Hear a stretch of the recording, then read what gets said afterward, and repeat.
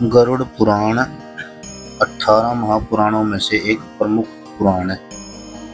यह भगवान विष्णु से संबंधित होने के कारण वैष्णव पुराण भी कहलाता है। सनातन परंपरा में किसी व्यक्ति की मृत्यु के बाद परिवारजन गरुड़ पुराण का श्रवण करते हैं। माना जाता है कि यह आत्मा को सद्गति और जीवितों को ज्ञान देता है। गरुड़ पुराण हमें बताता है कि मनुष्य के कर्मों का फल केवल जीवन में ही नहीं बल्कि मृत्यु के बाद भी आत्मा को भोगना पड़ता है। इसलिए इस पुराण को जीवन और मृत्यु का मार्गदर्शक कहा गया है। इसमें भगवान विष्णु के 24 अवतार, श्राद्ध विधि, दान का महत्व, नरक और स्वर्ग का वर्णन, यहाँ तक कि आयुर्वेद, ज्योतिष और योग तक का विस्तार मिलता है।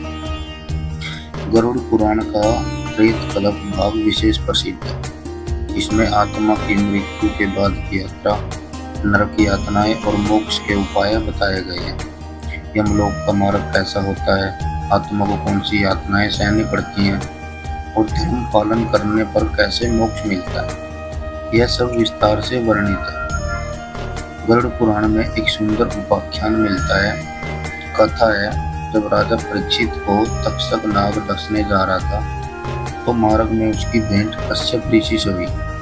कश्यप ने कहा, मैं अपनी मंत्र शक्ति से राजा परीक्षित के प्राण बचा सकता हूँ। यह सुनकर तक्षक नाग ने आश्चर्य से कहा, मेरे विष से कोई आज तक जीवित नहीं बचा। यदि ऐसा है तो सिद्ध करके दिखाइए। तक्षक ने पास के एक वृक्ष को डस लिया। क्षण भर में वृक्ष भस्म हो गया, लेकिन कश्यप ऋषि ने उस भस्म पर मंत्र फूंका और देखते ही देखते वृक्ष फिर से हरा भरा हो उठा। तक्षक यह देखकर चकित रह गया। उसने पूछा, आप राजा को क्यों बचाना चाहते हैं? ऋषि ने उत्तर दिया, मुझे वहां धन प्राप्त होगा।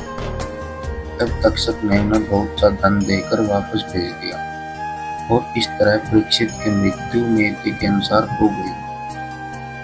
गरुड़ पुराण कहता है, कश्यप ऋषि की शक्ति इतनी महान थी, फिर भी गरुड़ पुराण का प्रभाव उससे भी बड़ा माना गया है। गरुड़ पुराण केवल भय दिखाने वाला ग्रंथ नहीं है, बल्कि हमें सिखाता है कि सच्चा धन केवल सत्कर्म और भक्ति है। यही आत्मा को मृत्यु के बाद प्रकाश और मोक्ष की ओर ले जाते हैं।